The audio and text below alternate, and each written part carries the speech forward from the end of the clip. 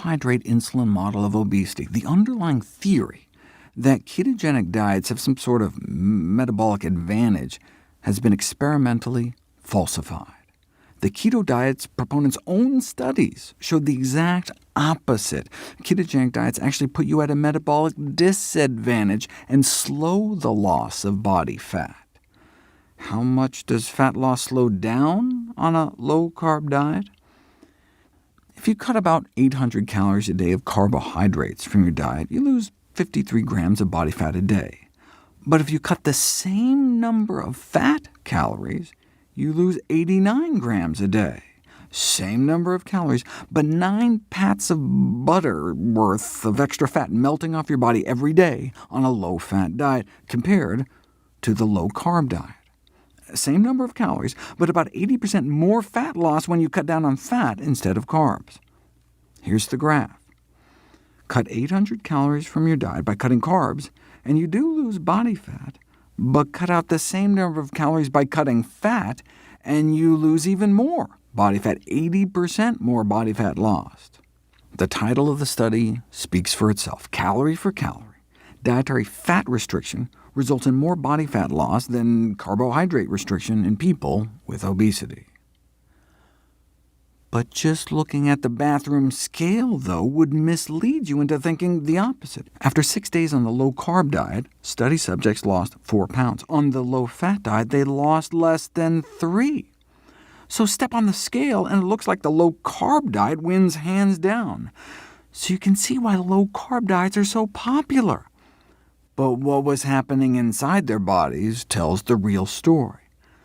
The low-carb group was losing mostly lean mass, water and protein. This loss of water weight helps explain why low-carb diets have been such cash cows for publishers over the last 150 years. That's their secret. As one weight loss expert noted, rapid water loss is the $33 billion diet gimmick. When you eat carbohydrates, your body bulks your muscles up with glycogen for quick energy. Eat a high-carbohydrate diet for 3 days, and you may add about 3 pounds of muscle mass onto your arms and legs. Those glycogen stores drain away, though, on a low-carb diet and pull water out with it.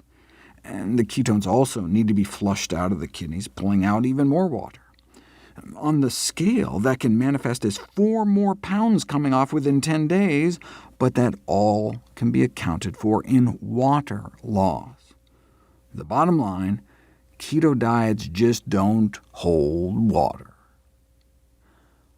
But the thrill of seeing the pounds come off so quickly on the scale keeps many coming back.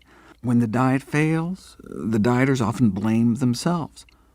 But the intoxication of that initial rapid weight loss may tempt them back, like getting drunk again after forgetting how terrible the last hangover was.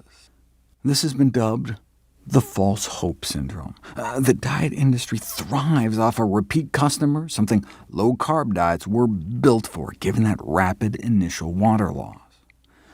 But what we care about is body fat. In 6 days, the low-fat diet extracted a total of 80% more fat from the body than the low-carb diet.